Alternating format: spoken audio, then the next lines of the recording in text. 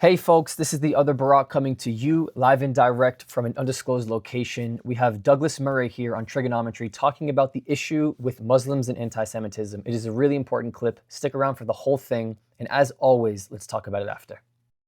Hundreds of thousands of Muslims have been killed in Syria in the last over a decade, since the civil war in Syria, by Assad, by the Assad regime, by rival jihadist groups, by intra-religious sects, and much more. And we haven't seen 1% of the people who turned out on the streets this day. The idea that Muslims actually care about their fellow Muslims is insane. They don't. What they care about is Jews. There is something at the very root of Islam and followers of the Muslim religion who cannot bear any war in which Israel is fighting, and most of all loathes any war in which Israel is winning. And you can see it. It's at the absolute core of their being. This is why they are on the streets of this city and others marching. It's not because they love fellow Muslims, it's because they hate Jews.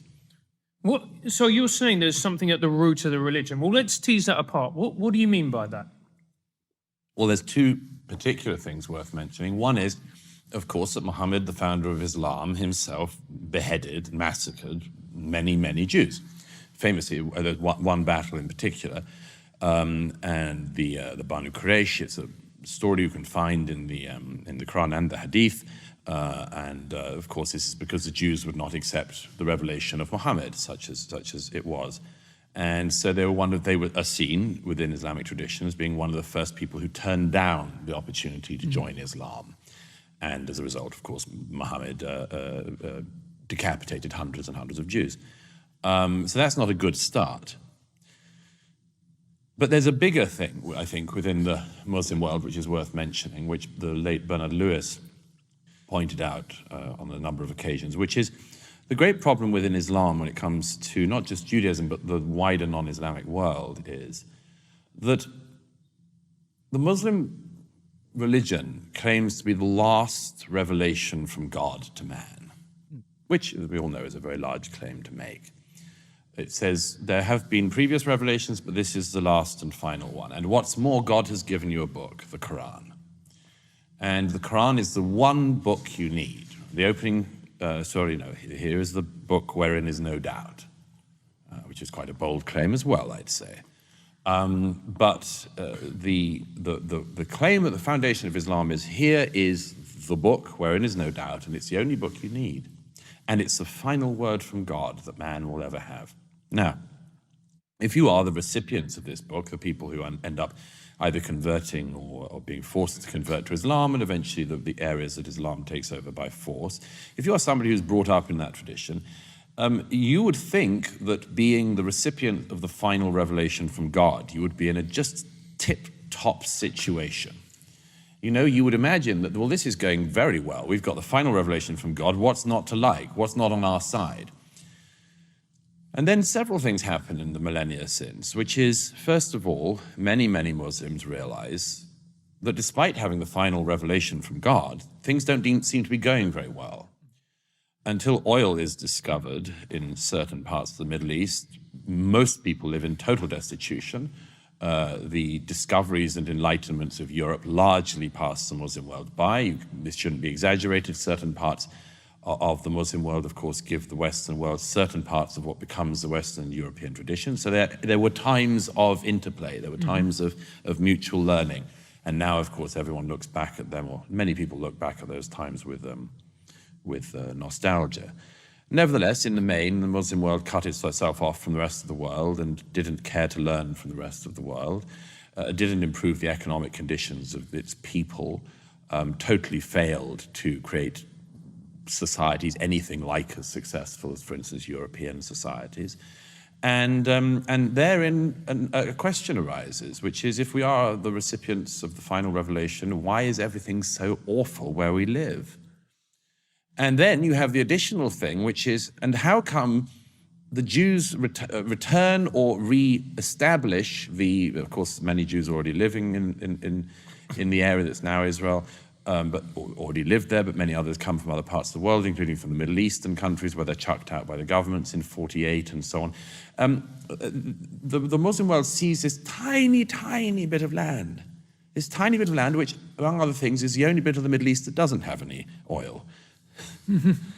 And they make of it a much more successful country than any of the countries around. Now, if you create a Palestinian state, you just have another failed Arab state, another failed Muslim state to add to the more than 50 already failed Muslim and Arab states. What is the explanation that the Jews who refused the Prophet's invitation to Islam are still here, have this tiny bit of land, and make all of these discoveries and other things that show themselves to be so successful? It's some kind of stab in the heart. And instead of saying, we're doing this wrong, the thing is, the Jews are doing something right, and that must mean that they've rigged the game. That's why they care, among other things. And it leads to the deep pathology of anti-Semitism, which has been largely eradicated in Europe among Europeans, not entirely, but largely. There are still some bits of the far right you can find across Europe, and occasionally in the UK with a sort of the whiff of this noxious thing still emerges. On the left, of course, it's much closer to the boat. But principally anti-Semitism in our own day, of the kind that we hoped had ended with Hitler, exists and indeed thrives in the Muslim world. And the Muslim world is now in our world in Europe, and so we have the Hitlerian horrors of anti-Semitism back. I've said this before. I just want to repeat this concept of envy and jealousy, which I deeply, deeply believe is rooted inside of Israel's neighbors. When they observe what Israel has been able to do, they envy the fact that Israel has chosen and its people to make love to that land and not try to destroy the people around it. They envy the fact that Israel has chosen to create a society, to create a language, to create a future, to create schools, to create hospitals, to create education, to create a place for people to thrive, to create a future for children, to create a place of coexistence, to create a place where you can practice freedoms of religion, to create a place where you don't have to have white skin or black skin or be a Jew or be an Arab, to create a place, a democracy, to create the only democracy inside of the Middle East. It is not a coincidence that many of its neighbors and many of the people who have vowed to destroy the state of Israel choose to destroy it because it has established itself as a democracy. And if you just look at the societies that are vowing and that are saying that they want to destroy Israel, you have to ask yourself if all of those aspirations and futures and the way of life, if all of those things exist there. And the answer is no.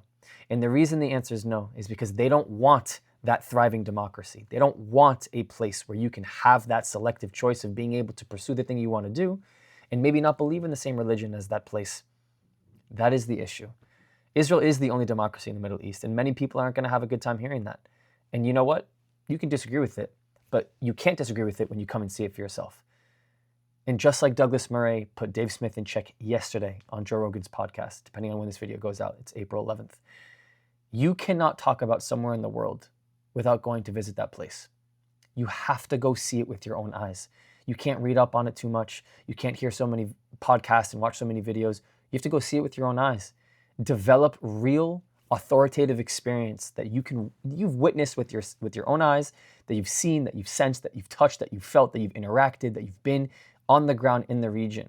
And nobody can take that from you. So I encourage all of you, anybody who's questioning what this whole thing is, come to Israel.